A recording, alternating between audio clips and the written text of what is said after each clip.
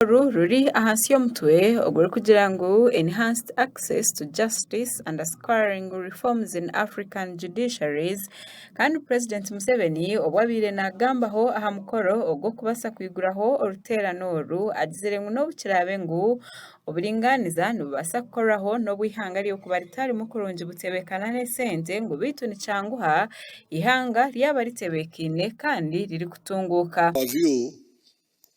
It is easier for justice to prevail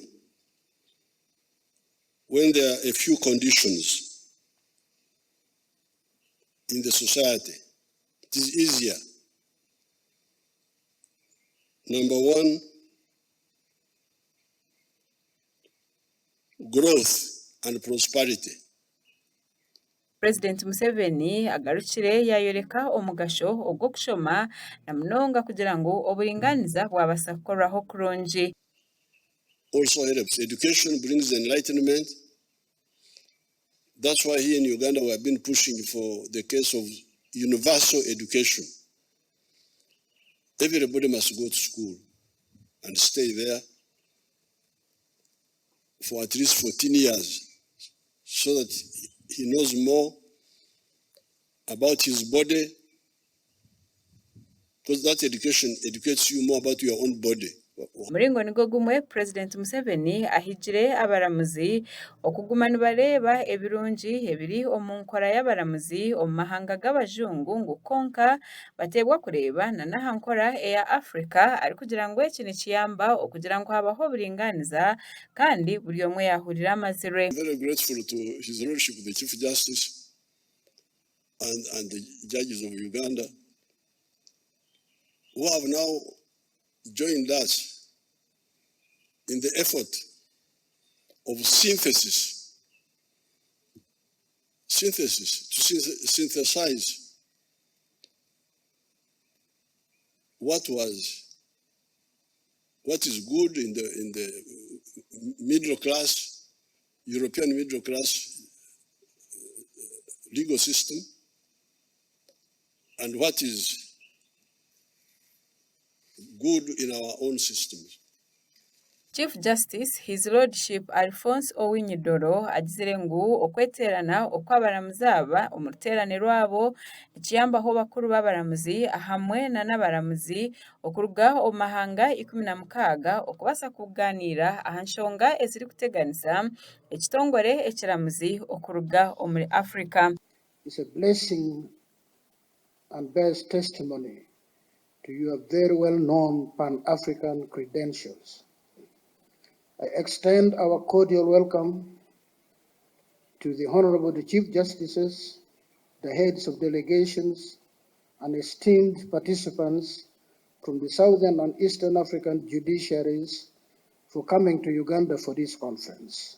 Ogu asimire omurimo muhango oguriyo nigukorwa oruterano oru ari kugira ngu hine bintu ebibabase kuhikaho ebirungi kuyabatandika kweterana omwaka gw'2023 ari kugira ngu bakatandikana n'ekigombe ekyabire kirimo amahanga 15.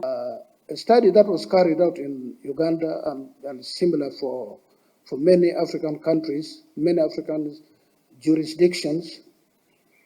A few years ago, only 5% of the discernible disputes found their ways to court of law. And then it is broken down, a tiny percentage is resolved.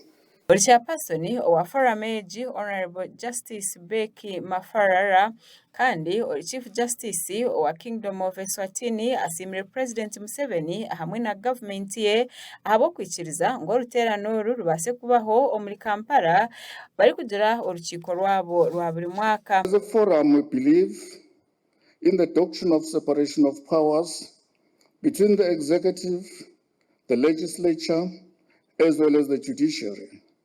We further recognize the principle of the independence of the judiciary, which is enshrined in the national constitutions of the member countries of the Forum. Mafarara asimira President Museveni ahabo kugira ngo afireyo munonga aha kutungura ekitongore kiramuzi omu Uganda arikongera emishara y'abaramuzi n'abakuru b'abaramuzi hamwe na no kureba ngo emyanya y'ibari kukoreramu nayo yabasa kutunguka otireho na nakongera ahari budget ey'ekitongore ekiramuzi hamwe na nebindi. Justice Mike Chibita ori chairperson ow'akakiiko akabeini katebe kanisa ashoborire nkwiha omwaka ogw'2023 abaramuzi hamwe n'abakuru b'abaramuzi obatandika kwegita omukuru gw'omu mahanga 16 ngu Uganda nayo egumire netunga omugisha kandi obwahati niyo etungire omugisha ogw'okutebekanisa ahaba omwaka ogu. I wish to personally thank you in my capacity as a chairman of the forum.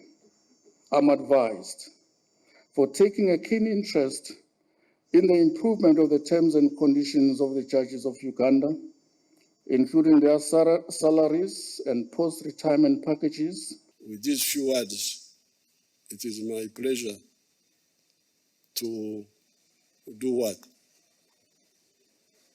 To open the conference. I opened the conference.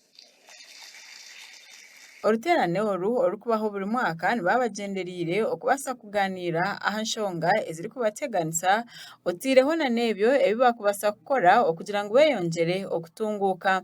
Amahanga agetabireho omu ruterane oru harimu Kingdom of Eswatini, Botswana, Burundi, Lesotho, Malawi, Namibia, Somalia, South Sudan, Tanzania, Zimbabwe, Zanzibar, Kenya hamwe na Uganda.